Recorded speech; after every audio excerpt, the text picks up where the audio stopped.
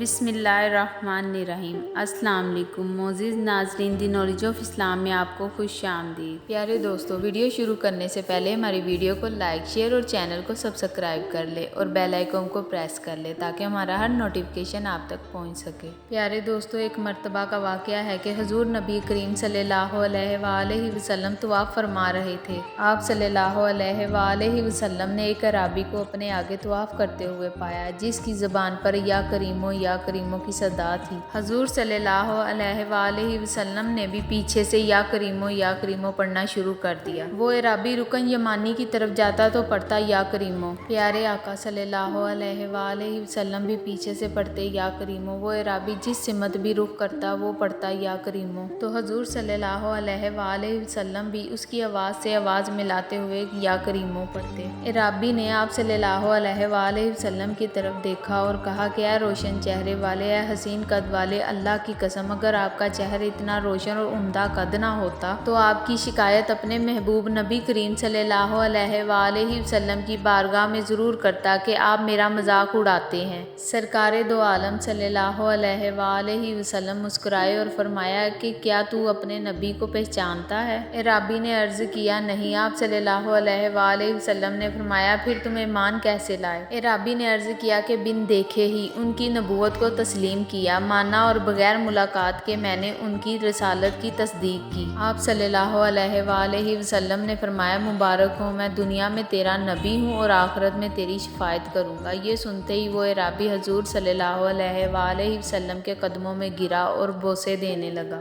آپ صلی اللہ علیہ وآلہ وسلم نے فرمایا میرے ساتھ وہ معاملہ نہ کر جو عجمی لوگ اپنے بادشاہوں کے ساتھ کرتے ہیں۔ اللہ نے مجھے متکبر اور جابر بنا کر نہیں بھیجا بلکہ اللہ نے مجھے بشیر و نذیر بنا کر بھیجا ہے۔ راوی کہتے ہیں کہ اتنے میں جبرائیل علیہ السلام آئے اور عرض کیا کہ اللہ تعالیٰ نے آپ صلی اللہ علیہ وآلہ وسلم کو سلام بھیجا ہے اور فرمایا ہے کہ اس اعرابی کو بتا دیں کہ ہم اس کا حساب لیں گے۔ اعرابی نے کہا یا رسول اللہ صلی اللہ علیہ وآلہ وسلم کیا اللہ میرا حساب لے گا؟ تو آپ صلی اللہ علیہ وآلہ وسلم نے فرمایا ہاں، اگر وہ چاہے تو حساب لے گا۔ اعرابی نے دست و ادب جوڑ کر عرض کیا کہ اگر وہ میرا حساب لے گا تو میں بھی اللہ کا حساب لوں گا۔